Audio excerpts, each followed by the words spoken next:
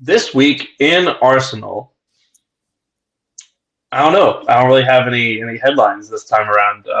It's a little bit shit, a little bit not, a little bit overreaction, a little bit underreaction. We're gonna get into it. We're gonna get into all of that. But welcome in to episode 40 of This Week in Arsenal. I am Sham, aka Jude Bellingsham. You can follow me on Twitter at Shamsdale. And with me, as always, is the main man himself, Sash, who you can follow on Twitter at LT Arsenal. Sash, how are you doing? Happy New Year, first of all. Although it hasn't really felt like a great start to the new year. You and I have had technical difficulties for about an Yeah, hour now. yeah. But yeah, how are you doing? Could be better, honestly. I think obviously Arsenal's results are one thing, and then on Jan 2nd yesterday, my laptop decides to not switch on. And then when I try to switch it on, I get this message that asks me to go to the Apple store and restore it. But now it again doesn't switch on at all. So it's just technical problems after technical problems. Very frustrating for me because yeah, as you know, like just last month, I got assaulted by a group of thugs who tried to rob me. And then I come back home for a nice holiday. We do a really nice podcast last time out. I think it was after we lost to West Ham, was it? Yeah, it was after we lost to West Ham. We do a nice podcast, even though it was a bad result. It was nice to get back and, edit like the banner and things like that. And then 2 days later, poof, laptop is gone.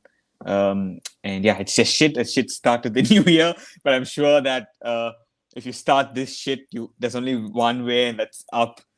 So yeah, looking forward to what the rest of this year brings. Hopefully, lesser technical difficulties with gadgets. But I think still, compared to a lot of things that's happening in the world, it's still a good problem to have. But yeah, looking forward to getting some thoughts out there on this pod. As I also call it, it's my therapy session, this podcast. So looking forward to doing it. And yeah, Sham, how are you? Otherwise, hope all is good with you as well. I can see you've had a stressful start to the day as well in the US. But yeah, how have you been otherwise since New Year? Yeah, I've been good. How do I put this? So my brother got married over the weekend, and a bunch of people showed up sick to the wedding, Oh no. and now I'm sick. Oh So if you no. see me popping Ricolas throughout the course of the pod, that's why.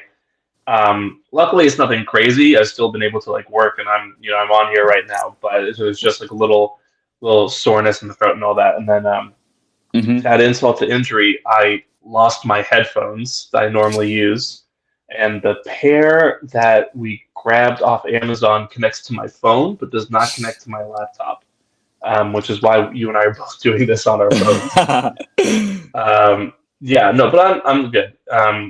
Just happy to be relatively healthy, and you and I have been talking about this where we're we're both trying to take a healthier approach Yeah, to how we interact with football, and so yeah.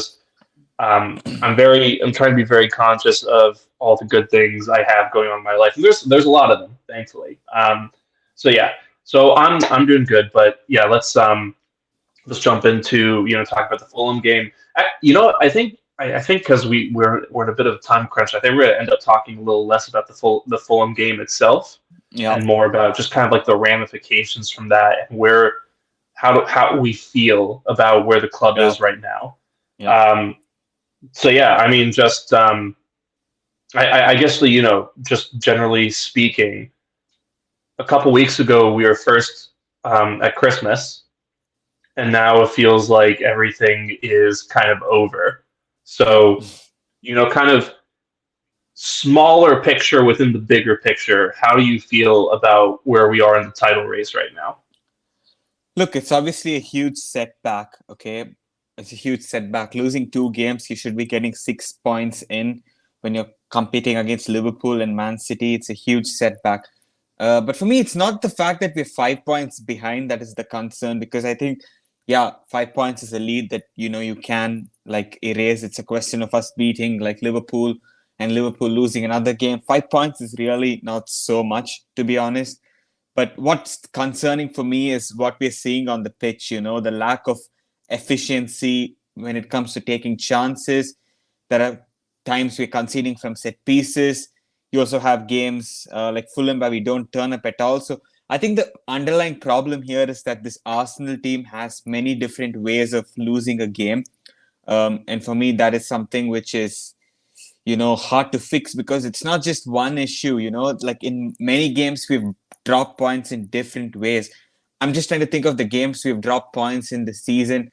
We start all the way back to Fulham at home at the Emirates Stadium. We play really poorly for the first half, like really bad, totally disjointed. Fulham take the lead. We come back in the second half through Fabio Vieira. It's 2-1. It looks like we're winning. Fulham are down to 10 men, and we concede from a set piece, a corner. It costs us 2 points that day. And then I'm looking also at the Chelsea game where we didn't turn up for the first half. You can say we were a bit unlucky with some decisions, but all in all, that was also, I think, a really poor game of football. The Newcastle match was decent. We didn't create much, which was a concern, but that was a game, I felt we were robbed in. Similar could be said about the Villa game. We actually created a lot, but didn't take our chances, and then the referees screwed us up in that match as well. Liverpool away, I thought we played well, fought well, earned ourselves a respectable point, fair enough, take the point and move on. And then the last couple of games, West Ham and Fulham, two different performances. Against West Ham, we had 30 shots, but we didn't score a single goal, which pointed to a problem of efficiency. Against Fulham, after going ahead, we didn't even look like a football team, which was, I think, a huge concern, the way we just let Fulham play through us. But I think there are some common themes that have emerged in these matches. And for me, one of the themes is our lack of creativity from left central midfield. It's affected any left winger who's played. Martinelli has not been himself. The midfield has not clicked. And before we turn this into Kai Havertz, should we have paid XYZ for him? I think we should look at the bigger picture. I think Thomas Partey would be playing along with Declan Rice if he was fit. It's another season where Thomas Partey's injury has cost us horribly. And Kai Havertz has been brought in for his versatility. He could play up front. He could play left central midfield. But the problem is right now he has to play in midfield because we don't really have much options there. But still, I think we could give a chance potentially to Smith Rowe. We could move Odegaard there. So I think also Arteta is to be blamed here. So I just think it's a number of different issues that have come together. Look, we're not bad. Just a week ago, we were like, we're first going into Christmas. So let's not lose all perspective here. But I do think that this season, we have been scraping our way past multiple games, scoring late winners. You can say we deserve to win those games. Like Luton away, we played well enough to win. But still, we've been scraping our way. We've showed a lot of character, way too much character for my liking. And I just wish we could play like how we did last season with that fluency. We were such a nice team to watch. We're not even nice to watch again. And I think Arteta in these next few weeks really has to go back to the drawing board because we have this game against Liverpool coming up this weekend. After that, I think we have a couple weeks off, and then the next game is, I think, around the 20th. So we have to get back to the drawing board and come up with a solution because if we don't fix something, we're not going to win the title. So this is my 2 cents on it, Sham. But how do you see it? What do you think the main issues are? And in general, do you think the meltdown has been too excessive, or do you think fans are justified in their anger? I mean, it's as Arsenal fans, the meltdown's always too excessive. But I think I'll put it like this. Excuse me. We're not out of the title race, but we're now the third most likely team to win the league. I'll put it like that. Mm-hmm. I think after what we've seen the last week and change, I'm pretty sure City are going to go on to win it. I think they're going to do it comfortably, to be honest. De Bruyne is going to come back at the right time. I think this is going to be kind of the last dance for him. He's had half a season of not playing. He's going to be pretty fresh. Haaland's going to come back at some point this month. And I think those two are just going to run riot, to be honest. And, Liverpool, people take this really personally when I say it. I think Liverpool are a great team. But again, it's a lot of their games go in a very similar way, where they concede first, Mm-hmm. they look like idiots defensively, and then they have to just throw the kitchen sink at it to get the win in the last 7 minutes of the game, right? Yeah. And they've gotten a few lucky calls to make that happen. I'm not implying that Liverpool have the PGMOL in their pocket or anything. That's not what I'm saying. I'm just saying that you've gotten a little lucky here and there, which is fine.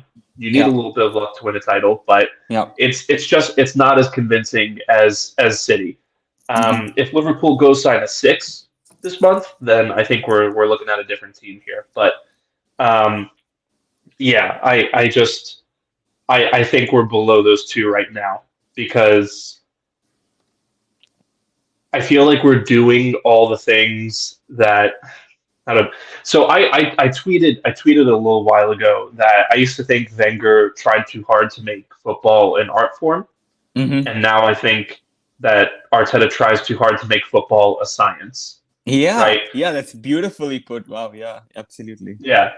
And what I mean by that is, Wenger was so focused on producing, beautiful attacking football that he never addressed the practical fixes he could make, Mm-hmm. Mm-hmm. right? And with Arteta, I feel like he's kind of boiled it down to play in a way that has more possession, has more final third entries, creates Mm-hmm. more XG, limits CXGA, Yeah. and you just do that over and over and over, and you're going to win way more games than you lose, right? And yeah, I don't think that's wrong, but like if I feel like we're playing so safe now, right? And we're going through the outside, and I know teams set up now kind of Mm-hmm. to block off the middle and make it Mm-hmm. harder for us to progress centrally. I get that, but Mm-hmm. I feel like every game I see us pass up like five or six, you know, not easy, but doable passes like through the midfield. And I just feel like we shy away from those now. And I also think, we're kind of back to the horseshoe that we saw Mm-hmm. in early Arteta days. Mm-hmm. Um, yeah, it just feels like the plan is to rack up like a bunch of like low XG chances, and maybe one of them will go in based on how we're playing, right? Where it's the Saka coming in, from Yep. the right wing and like inverting all the time, and it's Martinelli being asked to play ISO ball against three different defenders, Yep. and if they can't take a shot themselves and they just cross it for 4'7" Gabi Jesus to compete with some center backs for. Um, and then eventually, if you do that 30, 45 times, one of those is going to end up in the back of the net. And I just don't think, I think that's a great way to finish top four. I don't Yeah. think that's a great way to win Yeah. the league. Yeah. Absolutely. Um, so yeah, that's kind of where I'm at right now with the state of the title race and what the team is right now. Yeah, I know. Could not agree more on all your points, especially on the one you made about Arteta being like a guy who's trying to perfect the science of football. Um, I think what makes football such a nice sport is like the unpredictability. It's the ability for players to play with that freedom to express themselves. And as you mentioned, I think the way we are set up right now, I think multiple players are really constrained by the system. I'm looking at Saka. I sometimes think he could do with a runner next to him. As you mentioned, Martinelli, too isolated at times. I think he really misses Granit Xhaka. And you mentioned 4'9" Gabriel Jesus. Well, the issue for me is not the fact that he can't compete or win a duel. My problem is that when he gets a clear header, like a free header, like we saw at West Ham, he's probably not going to score it. Like, he's just not a reliable finisher. And we actually discussed this following the West Ham game about how Gabriel Jesus has underperformed his XG for the last 6 league seasons, which is crazy. It's not one or two. It's basically ever since he's come to the league, he's underperformed. So he's never going to be that reliable goal scorer the team needs, especially at a time when we don't have a midfielder, which is affecting Martinelli. So the goals are just drying up. And we're just relying a lot, I think, now on Saka to do something out of nothing. People are getting a bit carried away, I think, on social media. Yes, we do miss Thomas Partey to some extent. He's a good player. But and the worst part is people are abusing Rice, saying he's not progressing it forward. Actually, even against Fulham, he played so many good vertical passes. The problem is that from the left-hand side, that there's no creativity, because Kai Havertz, like he's basically non-existent in terms of helping the team build. Like all his passes are so predictable and so like straight. It has no like message on it. Even the times when he could have slipped Martinelli through, or even when Martinelli is unmarked and it's just a straightforward pass, he's either underhit it or overhit it. And look, I'm not scapegoating Kai Havertz. I'm saying that a huge reason for our troubles is because we don't have a left central midfielder who can create.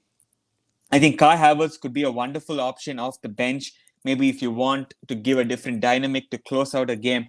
But we lack that fluency in our play. And I think Arteta, as you mentioned, I think, in theory, it looks very good because Declan Rice is the guy who blocks everything. He's like one of the best defensive midfielders in the world defensively. You have Odegaard, who, is your chance creator. And then you have Kai Havertz, who on paper could be the player who makes runs from deep and scores goals. But the issue here, I think, is that football doesn't work that way. Just because on paper it looks good doesn't mean that's how it plays out on the pitch. And I think fans have underestimated how important Granit Xhaka was for us last season. I understand he's not a perfect player, but I think what he brought to us, in addition to his box-to-box traits, was he brought that creativity, that leadership defensively. He was phenomenal.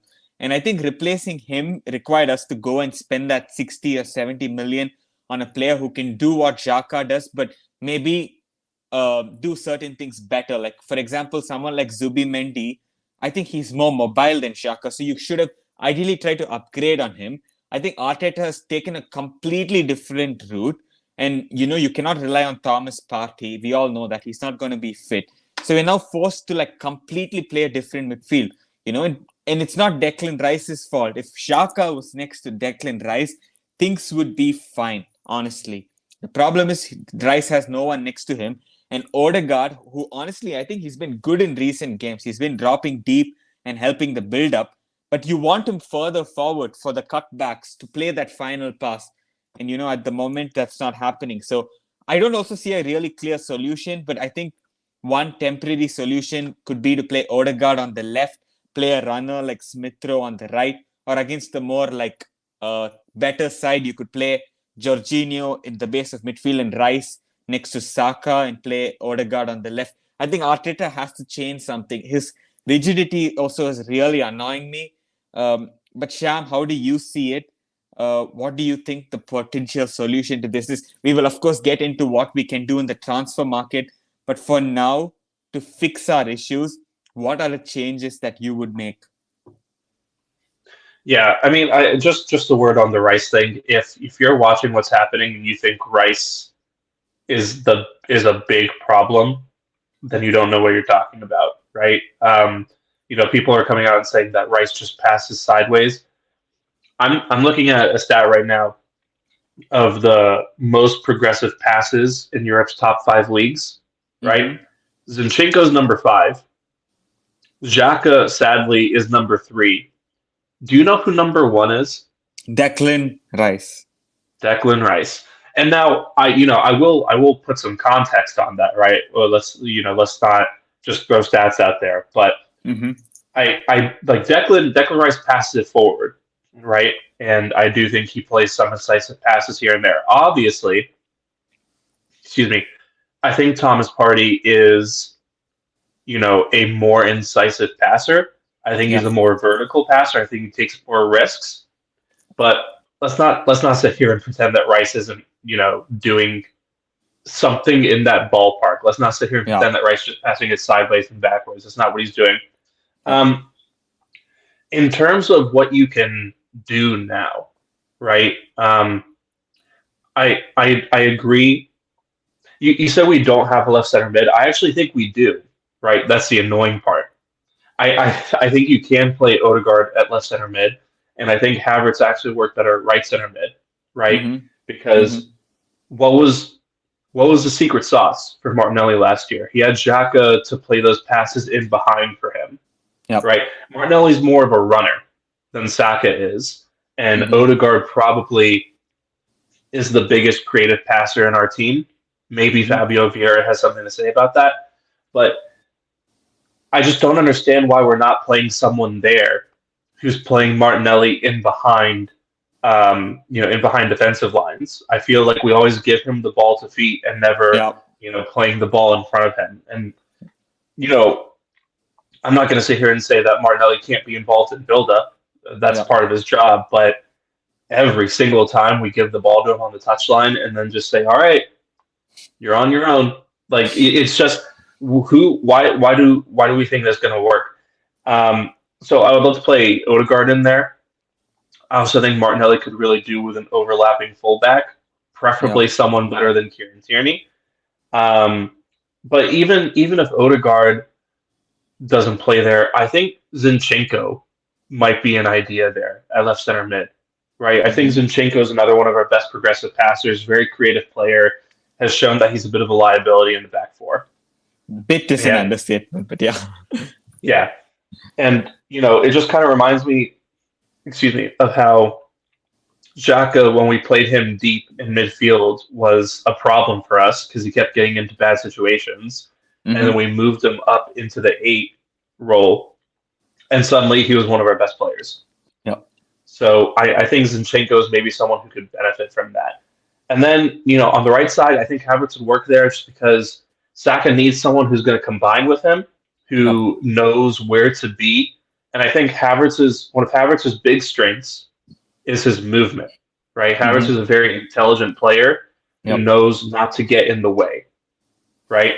So if Saka decides to invert and White is kind of the lower end of that triangle, then Havertz is going to go on the wing. And Yep. Havertz, I think actually offers some threat on the wing, right? So he could take the ball to the byline cross, or he could just stretch the play a little bit. So I think that's something you could do there.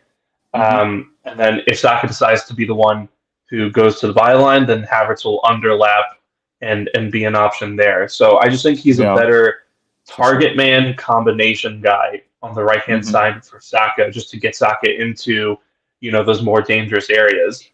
Um, but yeah, I think we're gonna have to adopt a more what's some like a bolder approach in our attack, right? We're not crashing the box anymore. We don't have six guys in the box like we used to last year. Yep. Um, I think we just need to be a little bit. We need to take a few more risks in build up, right? We really don't catch defenses out anymore. Hmm. Um, and yeah, I just think it's a philosophical change that we have to make during Yeah. the next 19-20 days. Yeah, absolutely. I think time is of the essence, and my worry is that Arteta is sometimes going to be a bit too stubborn and probably not change his ways. We also saw it last season in that run in. We lost, I think, 4 games on the spin or drop points in 4 games on the spin. Sometimes he is a bit late to react, which for me is quite frustrating. And in the last couple of games, obviously, a lot of fans have criticized Arteta, saying that look, we're not creating chances. You take a look at a team like Liverpool creating an XG of 7 against Newcastle. When you see Liverpool play, one thing's for sure, they're going to create chances. And how come in our like fourth season under Arteta, we're still like struggling a bit to create and put away the chances? So I think these are fair questions to ask personally. Um, but don't you think it's a bit extreme? Some people already calling for like the manager's head, because for me it's quite ridiculous. Sometimes you have to remember where we were when he took over. We were like 12th. We had an aging team that had to be rebuilt. I think we made a lot of progress. I think we overachieved last season, honestly, quite a bit. And that's obviously made expectations for this season even higher. I did say to one of my friends actually at the start of the season, if we just finished third this season and had a bit of stability, I would have taken it. But I think the expectations that were created, the way we're playing, obviously a lot of fans want us to win the title. People are saying we spent 200 million after finishing second, and we have become worse than last season. A lot of takes like this. I don't think we are as good as we were last season, primarily because of one position. But I also think that, yeah, we have added some very good players who can be fantastic for us going forward. So, how do you see that, Sham? Do you think that we have messed up the rebuild in the summer a bit? How much of blame is Arteta to take? And in general, how do you see like the managerial situation. Like, I know it's strange to ask this question because 1 week ago we were on top at Christmas, but since it seems to be a discussion on Twitter around the manager, I'm just interested to see what you think about it. And I guess the question is there a manager you would have right now instead of Arteta who you think can potentially win us titles? Yeah. In terms of like mistakes that we made and kind of what we did in the summer, I said earlier this season, I think it was the first time we had Chitty on, um, that I think we might have made some more long-term moves during the Mm, summer, right? As mm. opposed to getting players to win now. Yeah, you did. Because the Yeah. Havertz thing doesn't really make sense to me unless you think in terms of, we're signing this guy and then next year we're going to sign, or, we're signing a second striker and then next year we're going to sign like the center forward he's going to play off of. Um, Whether or Mm-hmm. not you think that's the approach we should take is a different question. But I think that's what we were doing there. Mm-hmm. I think Timber was a great signing. Rice Yeah. obviously has been phenomenal. And yeah, I don't really. I think there are things that you can't really blame Arteta for, like Timber going down with an ACL first Yeah. game of the season. Mm-hmm. Um, I think we, I think we'd be a much different team if Timber was available. So that's unfortunate. But what I do blame him for is still putting us in a situation where we have to rely on Thomas Partey. And Sure. um, yeah, I just think it's pretty clear at this point that Partey is not a reliable player, right? The guy is getting injured early in the season. He's played like what 20 minutes at this point the entire season. He's off ripping his hamstring open during gender reveal parties. He's, you know, listening. He's blasting R. Kelly in his Instagram stories as he's going to the club. And I don't want to like get on his back too much, but um, it's not a good look, right? And Yeah. the guy just hasn't been reliable, and I don't Mm-hmm. understand why we put ourselves in a position once again where we are just such a worse team without a guy who seems to have hamstrings made of glass.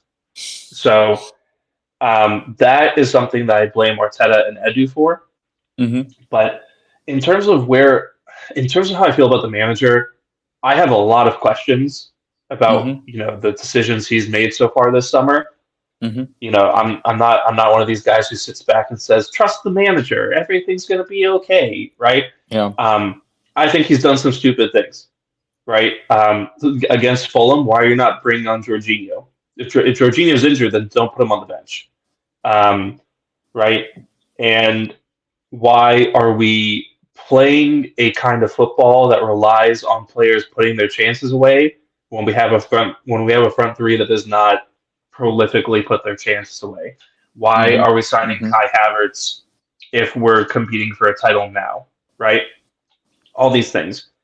But that being said, I first of all, I don't think he's done anything at this point that makes me say he has to go. He has enough credit in the bank with me where if we finish this season trophyless, I'll put it like this: if we finish in the Europa League places this season, then yeah, we need to have a conversation, right? But if we finish in the top four and we make a deep run in the Champions League and maybe a deep run in the FA Cup, I think I'll be in a position where next season I need to see something from him in terms Mm-hmm. of the league or the Champions League. Mm-hmm. Um, but let's not forget, this is the guy who took us to where we are right now. This is the guy who showed up when we were at our worst point in years. I'm talking, multiple decades, Mm-hmm. and in 3 years, took us to competing for a title with, Mm-hmm. arguably the best constructed team in Premier League history. Yeah. So, and I just think, I don't want to say aura, but the guy has a really magnetic way about him that makes people want to follow him, right? I'll Mm-hmm. never forget that first press conference that he had where everything was so genuine. You sat there and listened to him talk about what he wanted to do and the principles he wanted to instill. And, you felt better coming out of it. So I think he's still the guy to take us forward. He's still a guy that you build a club around, right? Yeah. Um, he's not like Emery, who you build the club first and then you just kind of put him at the wheel, Yeah. right? Um, Arteta is the guy who you know is the brains of the operation, so to speak, and Hmm. I feel fine with him being there. So yeah, I don't want him to go. Not at this point. We'll see if anything changes, but in Hmm. terms of who I would take over him, there isn't really anyone anyway, right? Maybe Yeah. Deserby. I think Deserby's probably the guy Yeah. that I Not would want to sure. get. Hmm. Yeah, but even him, I have Yeah. concerns, right? Yeah. Because look at Brighton this year. Brighton, did you know that Brighton kept their first clean sheet of the season like yesterday? That's Wow. I like didn't that's know that. crazy to me, Yeah. right? He's defensively quite leaky. Yeah. Yeah. So I just wonder what his chops there are. But yeah, Hmm. I still feel good about Arteta. I'm Hmm. not begging for him to leave. I think he's still the guy to take us forward. I just think he needs to just stop being stubborn about certain Yeah. things and just Yep. kind of realize that what he's doing isn't working. And if he wants to finish third, then he's on course for that. But you have an opportunity here to try to win the title. So I think it's worthwhile to just kind of take an L here and there and change up the tactics and do what works. So Yeah. True. yeah, True. that's where I am. Yeah. I know a bit of short-term pain for long-term gain, right? Like, I think we obviously have some direction we want to take. I don't think Arteta is that illogical that he would sign Havertz for 70 million and just totally change the midfield. There's obviously a strategy in place.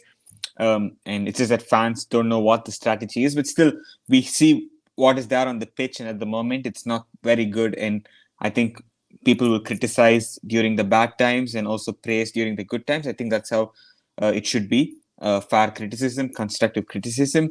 But I think calling for the manager's head at this stage is quite ridiculous. I think the season is still long. I think we will do good in the Champions League. I just think in the Premier League, that consistency week in, week out could cost us. But I think Champions League, we will do well.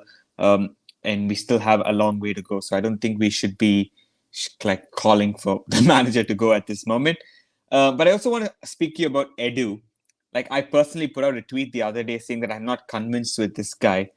And I'll just tell you why I'm not convinced with him. So the first thing is that player sales, right? Like, we haven't sold well historically, and I don't think that's improved much under him either. So I think that's one concern I have with him. But apart from this, also he's South American. He's supposed to be really well networked in Brazil. I cannot think of one signing he has done from Brazil that's actually been good. Like Marquinhos is being released by the club. He's on loan, and also before we signed Pablo Mari, that didn't end very well. It's just that for a guy with that much expertise, he's turned to Kia Jurabchin clients in the past. It's only since Arteta became the manager that I felt that some of our signings actually improved, because under Edu, in his first couple of windows, we had like Willian, Cedric, Pablo Mari, Runarsson. These were the players that we were signing. I also think the problem here is that, we're having some issues on the pitch, and all fans have gone at Arteta. And when I bring up this topic of sales, people tell me, no, this is what Richard Garlick does. And when I bring up the topic of the early signings, they say, no, it was Don Raul, not Edu. Although Kia Jurabchin and Edu are really close. They're like literally best pals. Like their families literally hang out together. So my question to you is, what is Edu even accountable for beyond the point? Like what is he doing? Like, I honestly want to know. Yeah, I think Edu's definitely part of our transfer strategy, right? And I think it's a fair point when you talk about there are all these talents in Brazil that we have watched depart to, Real Madrid and Chelsea and PSG. And we have a guy who is supposedly well connected, not only with the Brazilian FA, but I think, is it with Corinthians, Yeah, right? yeah. Yeah, Yeah. he also paid like extra money to them after signing Marquinhos to like maintain a good relationship, but he doesn't like follow it up with any good deal. Marquinhos, whose loan is about to be canceled, right? Yeah, yeah. That might be a story for another day. But yeah, no, it hasn't been entirely convincing. Um, I think he's been okay. I think you could upgrade on him, but I think where he ends and Richard Garlick begins is when we start talking about like contract extensions. I Hmm. think that's mainly Garlick's thing, and then maybe Garlic also participates in some Hmm. negotiations like related to actual signings. But the transfer strategy itself, I put that at the feet of Edu, right? So when we're missing out on Scardo and Endrick and guys like that, and we're signing Marquinhos, you know, I have questions about what's going into that. And you know, That's when very well put. Yeah. yeah, and then when we sign Kai Havertz and play him in a role that very clearly requires a different profile, I have questions not only about whether Edu was um, involved in making those decisions, but if he disagreed with it, why he didn't serve as a roadblock Yeah. to that, right? Because I think the job of a technical director is not only to identify talent, but when the manager wants someone and they don't work, their Yeah. job is also to tell the manager, "I'm sorry, you're wrong. Yeah. Not this time." So um, I don't I don't have anything particularly big in terms of concerns about Edu, but there's definitely a couple things that I see happen, and I'm just like I feel like there are people who would do that better than you are. So Exactly. yeah, we'll we'll see. I don't think Edu is a particularly great negotiator either. Yep. Although I will say I think people sometimes treat negotiators or like good negotiators as people who like say a magic combination of words and then Yeah. they unlock the person on the other end of the table like they're a sleeper Yeah. cell. You Hmm. know, the purple tongued raccoon rises at midnight. Oh yes, we'll definitely take 40,000 a week. Um, so it doesn't work like that. But Hmm. I do think Edu, if we're talking fine margins and the ways that you can improve to become a dominant title winning dynasty, I think Edu eventually will come up as somewhere where we can improve. Yep. Yep. Well said. I think that was very well put. I think you were more balanced than I was for sure in the way I said it. But yeah, I think Arsenal should look at that 100%. Maybe Josh Kroenke could look at it because he's the guy who's obviously more involved right now, bigger picture. And I'm sure the club, if we miss the title, which I think is looking likely, I even said it a couple of months ago that I think it's more likely we do well in the Champions League than the Premier League. I just don't see us doing it over 38 games. But on the flip side, I also want to say that I know people are saying we spent 200 million and all, but 200 million today, when you look at some of the other teams, how much they spend, it's not so much. Like I know it seems like a lot of money, but like it's what it gets you like 2-3 players today. So it's also not like maybe 3 seasons ago when if you spend 200 million or something, you have to do things, and we've seen other managers as well spend, we have the dip. And I think Arsenal, all in all, are on a very good trajectory. You cannot forget that. The very fact that we speak about 2-3 positions that need to be addressed tells you, I think, how far we've come. And one of those positions we're obviously looking at is center forward. I just want to quickly touch upon Eddie before that because I think this Fulham match for me was the final straw with Eddie, man. Like he's done so many performances, like the game on Sunday, where he's just been completely anonymous. Like, and I think okay, let me put it this way, right? I think left central midfield is an issue, right? It is a problem, no question about it. But I think it's made even worse by the fact that the center forward on Sunday did absolutely nothing. Like when you had Gabriel Jesus up front and Kai Havertz on the left, I felt it was okay. Like it was more manageable because at least you had the center forward coming deep, linking the play, bringing others into it. But Eddie, man, like, oh my God, he did absolutely nothing. And I don't know how Arteta kept him on for 90 minutes. I don't understand how Emil Smith-Rowe was an unused substitute and how Eddie seems to always play 90 minutes, even in the games he doesn't play well. But Sham, yeah, firstly want to ask you what next for Eddie and Nketiah. We're seeing a report now that there are teams in the Premier League who are interested in him, but Arsenal want to keep him for now. Like, what do you think about his future? Because I think this is the final straw, man. Like he's just an average player, like a good player for a mid-table side. But we're Arsenal, we want to compete for the title. I just don't see Eddie fitting that bill personally. I'll put it like this. Every time I see someone say, if we sell Eddie, we have to replace him, my first thought is, no, we don't. We Kai don't. Havertz. What do you lose if you sell Eddie Nketiah, right? You still have Jesus, you still have Yeah. Trossard, you still have Yeah. Havertz, you still have Martinelli. If you really go from that far down the totem pole, I just I feel so bad at this point. But like, what does he bring?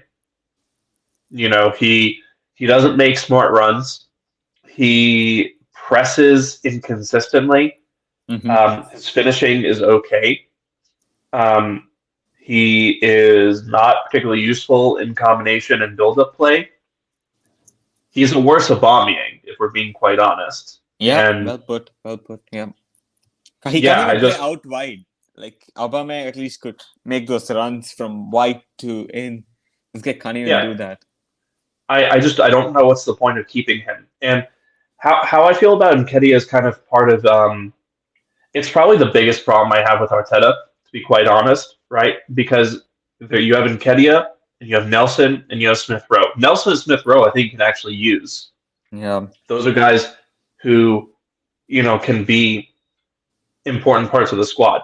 But none of them Arteta seems willing to part with, which is crazy to me, right? Because Nketiah does not contribute at all.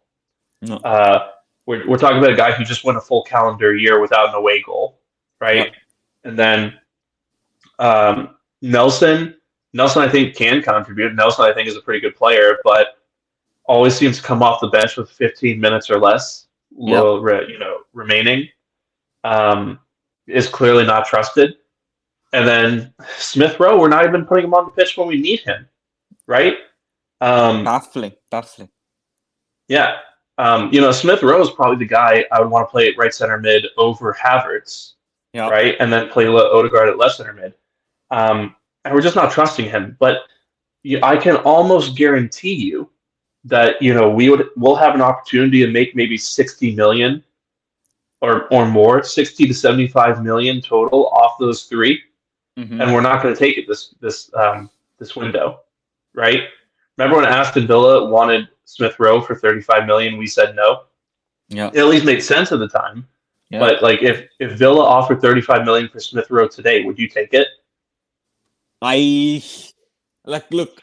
There's two things to this. So, okay, I'm looking at the way Arteta uses Smith-Rowe. Arteta doesn't seem to fancy Smith-Rowe anymore, to the point where he's not even coming on. So I would take it, but also I would not take it as well, because I think he's a really good player who needs to be like encouraged, and definitely needs to be given more backing than what Eddie has been, personally. That's what I think. I think Smith-Rowe has to be given that backing, and he can be a really good player. But yeah, at this point, I would take 40 million for him probably, because he's not even coming off the bench. Yeah. He's not being used, and that's kind of the big thing I have with Arteta in terms of issues with how he conducts himself, is that we just keep kicking the can down the road with these guys, right? I'm not going to say who this is from, but I saw a tweet yesterday that said, "We re-signed Nelson so we could sell him," right? And this tweet somehow got a bunch of likes. Mm-hmm. Why would you re-sign a guy and give him 100,000 a week? Yeah, just to sell him, right? That makes that job harder, don't you think? Mm-hmm. So we didn't re-sign Nelson to sell him. We re-signed him because the same thing happened with him that happened with Maitland-Niles, that happened with Yeah. Balogun for a while. We Yeah. saw an academy player about to walk out the door for free because we had kept kicking the can down the road on them, right? Mm-hmm. And then we saw them about to leave for free, panicked, gave them way too much money, right? Gave Yeah. them whatever they asked for because we didn't want to be wrong Mm-hmm. about letting a player go. Yeah. And then we just kind of sat back and we're like, okay, well, we don't have to worry about that problem for a little while, right? Yeah. I feel like we're going to be doing this with Nelson when he's like 28.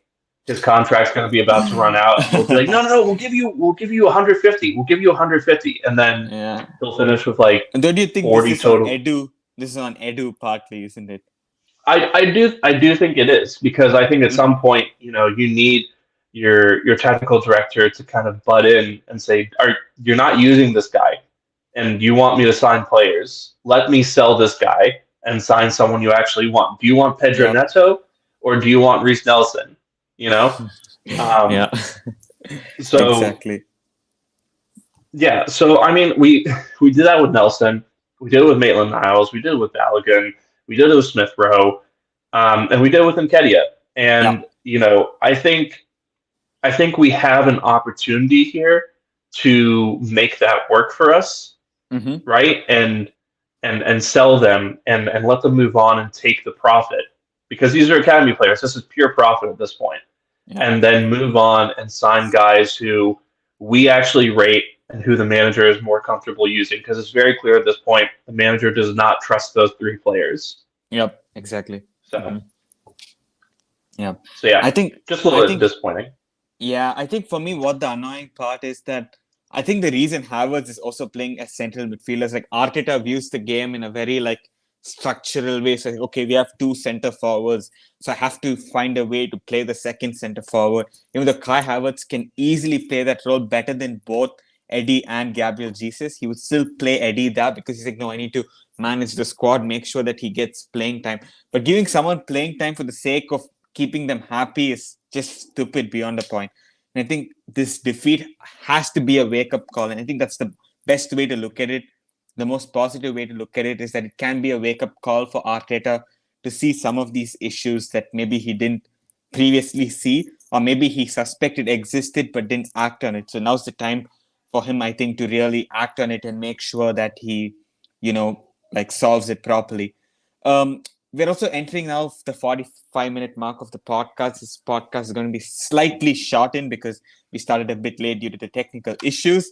So I finally want to wrap this up, Sham, by asking you, what do we do in January this month? We've been speaking about it a bit in the last couple of months, but obviously we've been also saying that let's take a look at how things are in January. So we're in January 3rd right now. The winter market is open.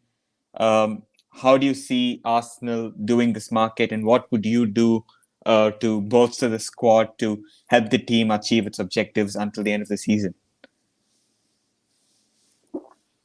So I think Arsenal are going to sell Cedric, Elneny. Who's the third? There's a third player in there. Cedric, Elneny. We're not going to sell any of them. I'll be honest. Like, we won't end up selling them. I don't think we're going to sell anyone for big money. Yeah. I think we'll sell 3 guys for like 15 million. Mm-hmm. And I think we'll sell for like minimal profit. Mm-hmm. And then I think we'll make one signing, right? Yeah. And I think it's going to be a defensive signing, and I think it's going to turn the timeline into a mess. I think we do need a defensive signing, but a lot of people have been talking about how much we need a striker. That's what I think we're going to do. Mm-hmm. What I wish we would do is get rid of Cedric, Elneny, just bite the bullet and sell Ramsdale, to be honest. Mm-hmm. Smith Rowe, Nelson, and Nketiah. Sell them all, right? Yep. That's a good chunk of change you're going to get out of that. Yep. And then go sign 2 players. I think I would sign a right center back, mm-hmm. and I think I would sign. I'm kind of in 2 minds about it because, I mean, maybe not right center back. maybe you go sign a midfielder and then you go sign a winger, Yep. Yep. right? Because I had my eye on Yusuf Fofana, Mm-hmm. who I think has very similar traits to Party. Mm-hmm. Typically can play as a central center back and build up as well, right? So he's a very useful guy in terms of progressive passes. I think he can play vertically enough. Mm-hmm. He's only 24, and I think he'd only cost us 30 to 40 million. Okay. Mm-hmm. So I would go get him, and then I personally want Olise, but I feel like he would cost a fortune right now. Although apparently United might be interested in him. Yeah. Um, maybe Neto. I don't know. Mm-hmm. It depends. I think you could also look outside the league. Yep. Um, maybe Kubo. I know we're interested in Osman and Antonio Nusa. Yep. Just I don't really care about the name. What I care about is go get a pacey field stretcher player, Yeah. right? For sure. For sure. If you're not going to use Nelson like that, go get someone else who you can use like that because I'm really tired of us taking Martinelli off and then putting on Trossard and just losing all that pace, right? Yeah. Yeah. Trossard on the wing is just a ball retainer. That's really all he is. True. And I think occasionally he's very effective from there when he's allowed to come inside, but I just don't think that's how our attacking style works these days. But yeah, I just want more pace in our Yep. front line, and I want more directness and dynamism and threat. So I would go find a player who offers that. Yeah. But yeah, I don't think there's much you can do in the January window, right? I don't. We're getting linked to Vlahovic and Boniface. What a signing. Yeah, I mean they would be fun signings for sure. But yeah, I just don't think you can go get a guy like that without spending something silly in the Mm-hmm. middle of the season when players need those or when teams need those players. So Mm-hmm. Mm-hmm. that's probably what I would do personally. But how about you? Yeah, I would look to sign a striker like Vlahovic if he's available. I would, since we have a dilemma now and the availability is limited, we just have to first look at our needs. Center forward, central midfielder, a defender, right? I was just trying to sign the best player available in one of those three positions based on the availability. So if we can't get Vlahovic, maybe Subimendi might be available. So you go for him. And if not him, maybe a good center back is available who you'd like that Ajax player. I forget his name, but he's supposed to be a big talent. So I would look to just sign the best player. It's important not to just think for this season, but also the future. So sign the best player out there in one of these three positions, because anyway, between now and the summer, we have to solve all these positions. So might as well start somewhere. Don't want more stopgaps like Trossard and Jorginho type of buys. As much as I rate them and as good as they are, I think, we have to now start signing players who can also contribute in the future. So I think that would be the way I would approach it. Doesn't Zubimendi have a release clause right now? I think it's 60 million, if I'm not wrong. Hmm. Could be an option, actually. Yeah. If you make enough sales, that is someone you could get. Potentially. But you have to pay it up front, and I don't know with FFP if that would work unless we can negotiate installments with them. Yeah. I don't know. I just think we've really put ourselves in a bind this January. Yeah. And I don't want to keep ragging on the guy, but I just keep thinking back to, did we really need to make the Havertz signing? Yeah. It's not his fault. He cost 65 million. We paid him 65 million, gave him a big wage. So that's our And fault. that's I think the most annoyed I've been with Edu in a while. Mm-hmm. Because I remember when we first got linked to Havertz, I was sitting there just if you could get him for 45, why not? Right? And then I hear that we signed him for 65 and we made him our highest paid player. Yeah. And I'm sitting there just are you sure that's a worthwhile decision that you've taken there? Yeah. So I mean, I guess what I would say to anyone watching or listening is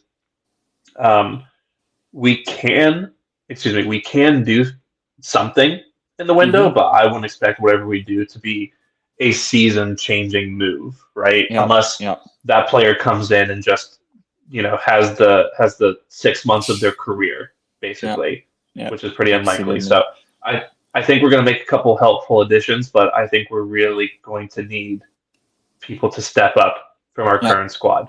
Absolutely. That's the way. That's completely agree. I think it's about focusing on what we have, as Mikhail said, changing the way we do things, and hopefully going into this weekend's clash against Liverpool in the FA Cup, we can uh, start winning again, just to get that winning feeling back and good vibes into the club. So fingers crossed we win this weekend. Yeah, I don't think Solo will be there either. So I mean, Tomiyasu won't either. So we'll see how Yeah. that evens out. But yeah, I can't say I'm excited for the Liverpool game. No, no, I'll be outside, so I'll actually be missing it. But yeah, fingers crossed we win and qualify, because I don't want an early round exit in the cup again. That'll just be horrendous, to be honest. I just don't want to lose to Liverpool again.